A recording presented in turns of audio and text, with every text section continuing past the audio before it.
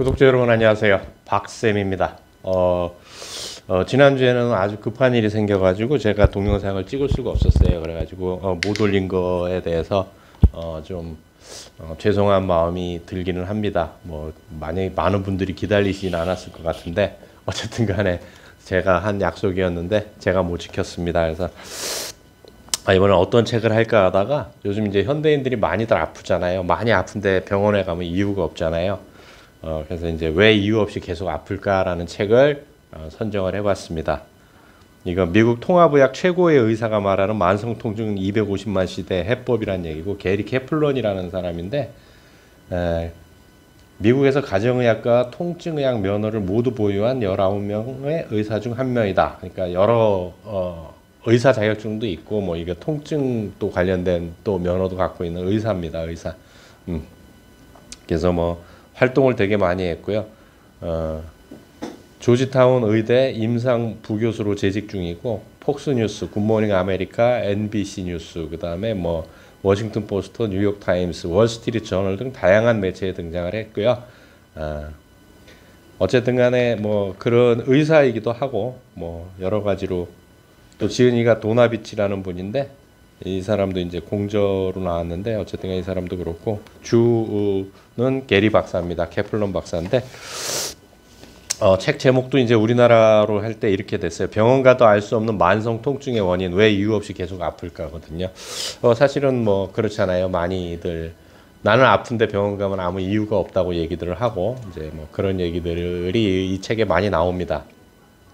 그래서 이제 프롤로그가 있고 1장부터 해가지고 8장으로 되어 있습니다. 그래서 1장은 무릎 부상이 전신 통증으로 번지다. 이건 이제 통증에 관련된 얘기들이거든요. 또 2장은 수술 부위는 다 나았는데 왜 고통은 그대로일까? 3장 마음의 고통은 어떻게 신체적 질병이 되는 것일까? 4장 모든 통증의 근원은 무엇일까? 5장 잘못된 식습관이 공황장애가 되기까지. 그 다음에 6장 왜 20년 전에 걸린 병 때문에 아파야 하는가? 7장 어린 시절의 학대가 지금의 통증과 무슨 상관일까? 8장 만성 통증을 잡아라. 이렇게 구성이 돼 있습니다.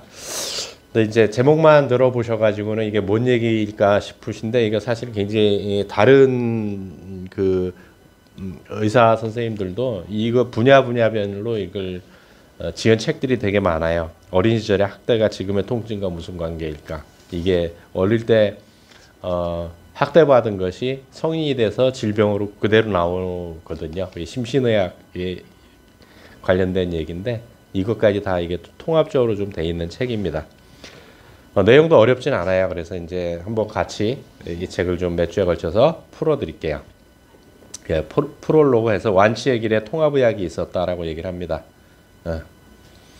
통합의학이 되게 중요하죠. 저도 좀 오래 됐는데 뭐 2000년 초반에 통합 중반쯤 됐었나?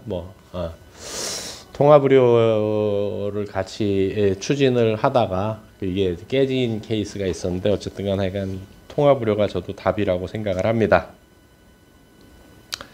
여기서 이제 시작을 하면서 이렇게 얘기가 있는데, 이거는 이제 뭐 건강하고 직접 관련된 얘기는 아닌데요. 너무 좋은 단어였기 때문에 가장 단순한 답이 최고의 답이다. 현대인들은 너무 복잡하잖아요. 심플하게 생각하는 것도 굉장히 중요합니다. 그래서 8페이지에 보게 되면, 보수적인 의학의 시각에서 보면 대체의학 치료는 최악의 경우 돌팔이짓이고 잘 봐줘야 위약 효과만 낼 뿐이었다. 침술, 척추지압, 약초 처방, 자기치료, 오라정화, 신앙요법들은 서로 거의 차이도 없었다. 우리나라 현실이 지금 그렇죠. 그딴 거를 하냐고 얘기들을 하죠. 12페이지에 보게 되면, 신체를 하나의 전체로 보는 방법을 배우고 나자 서양 신경학이 가르치는 대로 개별적 증상이 서로 아무 관계가 없다는 전제하에 치료를 행한다는 생각이 눈가리개를 하고 수술하는 것만큼이나 끔찍하게 느껴진다. 이게 이제 저자 게리 박사님이 하는 얘기예요. 본인이 그랬다라는 거죠. 1년 동안 침술을 공부를 한 거죠. 신경에 관련된 걸 하기 위해서. 그랬더니 이제 개별 증상으로 그냥 그 한 가지만 이렇게 한다는 것은 정말 위험한 일이라고 얘기를 하는 겁니다. 그 외에도 여기 좋은 얘기들이 쭉 있는데, 뭐 주류 의학이 타격을 입다 뭐 이런 얘기도 있습니다. 어쨌든 간에 20페이지에 보게 되면 전통적인 의학은 때때로 빈술에만 요란한 연구를 한 후에 약을 홍보하는 제약회사들과 연구소들의 강력한 지원을 받으며 번성했다. 대체 의학은 민속이나 고대의 전통, 카리스마로 포장된 손재주쯤으로 취급됐다. 아니 그보다도 하찮은 대접을 받았다. 전망 있다고 여겨지는 치료들의 희생물이 되는 경우가 많았다. 이거는 정말 좀 생각을 해봐야 되는 부분이 아닐까라는 생각을 해봅니다. 뭐 정통의학이라고 하는데 뭐가 정통의학? 그 정통의학의 기준이 뭡니까? 정통. 뭐 기껏해야 한 3,400년 된 게 정통일까요? 아니면은 인류 역사하고 계속 더불어 왔던 그 의학이 정통일까요? 뭐 그것들을 생각을 해보셔야 된 겁니다. 근데 많은 소비자들이 뭐 그런 생각들을 하세요. 뭐냐면 그냥 지금처럼 그냥 인생을 막 올바르게 이게 식습관이나 생활 습관을 가져가지 않으면서 마법의 하나를 원하는 거죠. 하나를 먹고 그냥 그 하나로 그냥 원상복귀 시키는 몸을. 근데 그런 일은 절대 일어나지 않거든요. 그래서 이제 1장이 시작되는데 무릎 부상이 전신 통증으로 번지다. 이제 이런 사례가 이제 실제로 있었던 거죠. 근데 이제 거기에 이제 시작하기 전에 이런 얘기가 있어요. 과학 기술을 공부하라. 바라보는 방식을 배워라. 모든 것이 서로 연결되어 있다는 것을 깨달아라. 이게 누가 한 말이냐면 레오나르도 다빈치가 한 얘기입니다. 전부 다 사실은 연결이 돼 있죠. 개별적으로 돼 있는 게 없어요. 우리가 입에 넣는 쌀 한 톨도 뭐 하늘과 연결돼 있고 종자와 연결돼 있고 날씨와 연결돼 있고 그 쌀을 기르는 농부님들과 연결돼 있고 또 유통해 주는 분들과 연결돼 있고 다 통합이 돼 있는 거죠, 사실은. 그런데 우리 몸도 마찬가지 아닐까요? 우리 몸은 제가 강의할 때 많이 했던 얘기지만 자동차의 본네트가 아니라는 말이에요. 그 안에 있는 전선 어디가 뭐 한 곳이 잘못됐다고 전선 하나 간다고 해가지고 우리 몸이 그러면 정상적으로 가느냐? 그렇지 않다는 겁니다. 그래서 이제 뭐 여기 이제 이런 이제 예들이 나오는데 뭐 어쨌든 간에 그런 건 쭉 지나가서 40페이지에 이런 얘기가 있어요. 원인을 규명하지 못한 채 질병을 치료하기란 어려운 일이다. 따라서 UCLA 신경외과 의료센터에 따르면 반사성 교감신경 이영양증의 표준의학 치료는 대개 효과가 없다는 것도 당연하다. 현대의학에서도 그런 얘기를 많이 하죠. 병원 가면 원인을 알아야 치료를 한다고 하는데 사실은 원인을 알 수가 없죠. 원인을 모르기 때문에 대증요법, 증상에 대해서 약을 처방을 하는 거거든요. 근데 원인을 알아야 된다고 자꾸 얘기를 하니까 이제 거기서도 모순이 많이 되는 거죠. 45페이지에 무엇이 통증을 만성으로 만드나라는 얘기가 있고요. 밝은 빛을 눈에 비치면 통증을 느낀다. 막대기로 찔러도 통증을 느낀다. 감정을 상하게 해도 통증을 느낀다. 경험은 다양하지만 매우 다른 상황에서도 신체가 보이는 반응은 대부분 비슷하다. 모두 통증이라는 범주 안에서 인식하는 것이다. 뇌는 신체적 통증보다 감정적인 고통을 더 빨리 인식한다. 마음이 찢어진다고 하잖아요. 찢어지게 아프다고 하잖아요. 아프다는 거는 통증을 의미하는 거죠. 무엇이 통증을 만성으로 만들까요? 자, 만성적인 통증이 있으면 신체는 피드백의 고리에 갇혀 꼼짝 못하는 상태가 되는 듯 보인다라고 얘기를 합니다. 만성 통증은 규정하기 힘들고 복잡하다. 반사성 교감신경 이영양증 같은 극단적인 상황 외에도 만성 통증은 어떤 특정한 부상 없이도 발생해서 시간이 흐르며 지속되다가 표준적인 의학 치료로는 반응을 보이지 않는 경우가 자주 있다. 그래서 병원에 가면 나는 아파 죽겠는데 원인이 안 나온다고 하면서 결국은 신경과 정신과를 가라고 하죠. 그래서 이 박사님, 게리 박사님은 이제 우리는 관절염, 편두통, 당뇨병, 암, 좌골신경통, 섬유근육통 같이 만성 통증과 연관된 많은 질환을 알아냈다라는 거죠. 또 우울증과 불안, 외상 후 스트레스 장애처럼 만성 통증과 연관된 높은 빈도의 정신의학 질환을 살펴왔다. 다 관련이 있다라는 거죠. 49페이지에 약이 부작용을 부르고 부작용이 약을 부르고 라는 제목을 가지고 시작이 되는데, 의학계에 있는 우리 모두가 만성통증 외에도 점점 늘어나는 복잡한 증상을 가진 환자들을 보고 있었다. 자가면역성 질환과 염증성 질환이 증가하고 있었다. 단순한 어깨 통증이나 위장염을 동반하는 대신 모든 연령대의 환자들이 한꺼번에 다양한 통증을 호소하고 있었다. 주변에도 많은 통증들을 호소하지 않습니까? 아프다고 하는데 병원에 가면 뭐라 그래요? 뭐 원인이 없다고 하죠. 그러니까 뭐라고 할 수가 없는 거죠. 병원에서는 괜찮다는데 나는 아파요. 그러니까 이제 주부들이 그러면 뭐라고 해요? 꾀병이라고 하죠. 근데 이제 제가 제 개인적으로 지금까지 공부해 본 걸 통합을 해보면, 통증이 있다라고 하는 것은 몸에 독소가 있다라는 얘기예요. 그러니까 꼭 독소라기보다는 결론적으로는 독소인데, 산소가 부족하게 되면 통증이 생깁니다. 이 영상을 보시는 분들도 지금부터 실험을 해보세요. 지금부터 숨을 쉬지, 코와 입을 틀어막고 호흡을 멈춰보세요. 폐가 아파오기 시작합니다. 통증이라고 하는 것은 산소 부족이에요. 그게 몸에 독소가 많다는 의미일 수도 있죠. 꼭 독소가 많기 때문에 통증이 일어난다기보다는 산소가 부족한 건데, 산소가 왜 부족하겠어요? 독소가 많아서, 혹은 당뇨가 있어서 피가 잘 공급이 안 된다든지, 흡연을 하게 되면 산소보다는 이산화탄소와 결합이 더 되기 때문에 산소 공급이 안 됩니다. 그래서 통증을 느낄 수도 있고요. 여러 가지 이유들이 있겠죠.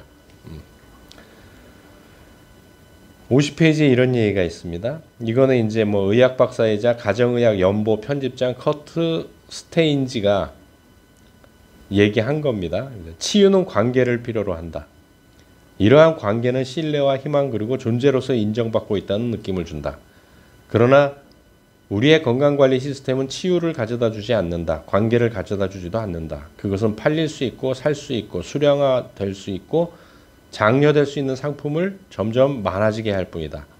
그것이 모든 사람, 모든 체계, 모든 공동체를 악화시키는데도 불구하고 말이다. 사실 저희 이제 제 개인적으로 갖고 있는 책 중에 어떤 아주 재밌는 제목의 책이 있습니다. 물론 건강 관련 책인데, 히포크라테스는 모른다라는 책 제목을 갖고 있고, 지금 이제 현대의학이 이렇게 해오는 것들을 히포크라테스 모른다라는 입장에서 이제 제목을 그렇게 정한 것 같아요, 우리나라에서. 어쨌든 간에. 그래서 히포크라테스 당시의 의사들은 뭐냐면 환자의 권리를 존중하고 이렇게 의사선언을 히포크라테스 선서를 했습니다. 근데 지금은 어떻게 바뀌었냐면, 같은 업에 종사하는 사람의 명예를 존중하고인가? 하여간 그렇습니다. 옛날에는 의료 소비자, 환자를 존중하고였는데, 지금은 이제 그 문구는 모르겠고 하여간에 약간 바뀌었어요. 바뀌어가지고 초창기에 히포크라테스 선서하고는 많이 차이가 납니다. 그 중에 가장 뭐냐면, 같은 업에 종사하는 사람들을 위한다라는 문구가 들어가 있습니다. 치유는 관계를 필요로 하거든요. 관계 때문에 아픈 것도 나아질 수도 있고요. 안 아팠던 사람이 관계 때문에 아플 수도 있어요. 그래서 허준 선생은 뭐라고 했어요? 통즉 불통이요, 불통즉 통이라 그랬거든요. 통하면 아프지 않고 안 통하면 아프다고 했어요. 결국 안 통한다라는 것은 산소가 부족하다는 얘기고, 인간관계에서도 그렇지 않습니까? 부부 사이에서 대화가 안 통하면 어떻게 돼요? 결국 싸움이 되는 거죠. 통증이 유발하게 되는 거죠. 그리고 이러한 관계는 신뢰와 희망 그리고 존재로서 인정받고 있다는 느낌을 준다. 그것 때문에 사실은 의사 선생님한테 만났을 때 병이 낫기도 하는 거거든요. 지금도 아마 계실 거예요. 한양대 의대 그 관절염으로 유명하신 의사 선생님이신데, 그분은 앉아서 절대 환자 소비자를 안 받으세요.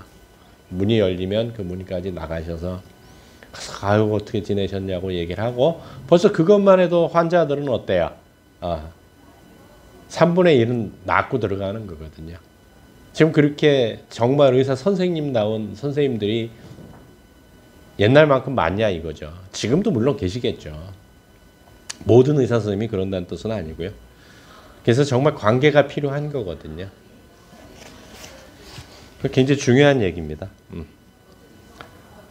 52페이지에 이런 얘기가 있습니다. 환자들을 직접 치료하면서 다음과 같은 사실이 더욱 명백해졌다. 우리가 환자의 전반적인 증상이 아닌 하나의 증상만을 치료할 때마다 그 증상은 개선되긴 했지만 전체적인 건강은 여전히 악화된 상태였다. 나중에는 합병증이 더욱 많아진 상태로 돌아오는 환자들도 많이 있었다.